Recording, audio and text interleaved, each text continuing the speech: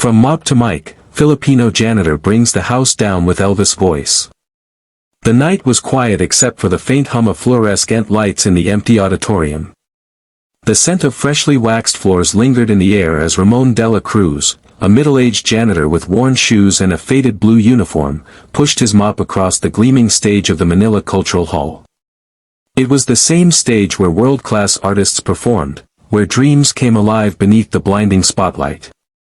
But for Ramon, it was just another place to clean. He had worked there for 12 years, unseen and unheard, his voice drowned beneath the sound of applause that never belonged to him. That night, however, something felt different. On the center of the stage sat a silver microphone, left behind after a talent show rehearsal earlier that day. Ramon paused, leaning on his mop, staring at it as memories tugged at his heart. He remembered being 16, standing in a small karaoke bar, his mother clapping proudly as he sang Elvis Presley's Can't Help Falling in Love. Her smile had been his first standing ovation. That was before illness took her, before poverty forced him to trade his dreams for a broom. He looked around. The hall was empty. Slowly, nervously, Ramon walked up to the mic.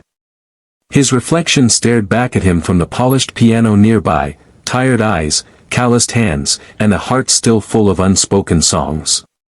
Just one song, he whispered to himself. He closed his eyes and began to sing. At first, his voice trembled. But as the melody filled the air, something inside him broke free. Deep, soulful, and hauntingly familiar, his voice carried through the hall like a whisper from heaven. The loneliness, the dreams deferred, the love he'd lost, all poured out with every note. He didn't know that two people had quietly walked in, Laura, the show's stage manager, and Sir Bennett, the head judge for the upcoming talent show. They stood frozen in the dark, listening in awe. When Ramon finished, he smiled faintly, unaware he'd been heard. He put the mic back, picked up his mop, and whispered, "Back to work, King." But as he turned, Lara's soft voice broke the silence. "Sir, that was beautiful." Ramon startled, embarrassed. "Ma'am. I didn't mean to." "No, don't apologize," she said, stepping closer. "You just gave me chills.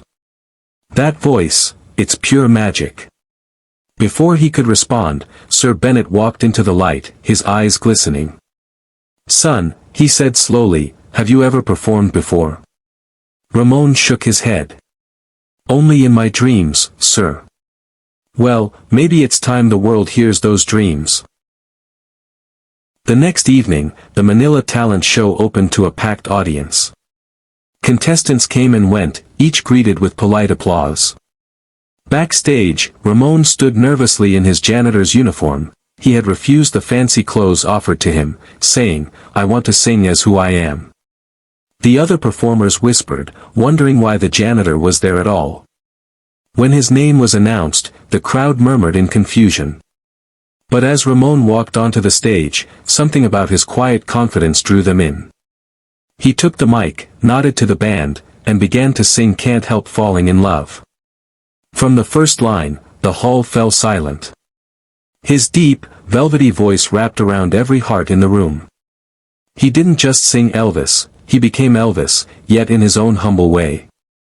His emotion carried years of struggle and hope, reaching everyone, from the ushers in the aisles to the judges at the front. By the time he hit the final note, the audience was on its feet. Tears streamed down Lara's cheeks. Even Sir Bennett clapped above his head, shouting, "Encore." The video of that performance went viral overnight. Within days, Ramon's face was all over social media. Filipino Janitor stuns the world with Elvis voice.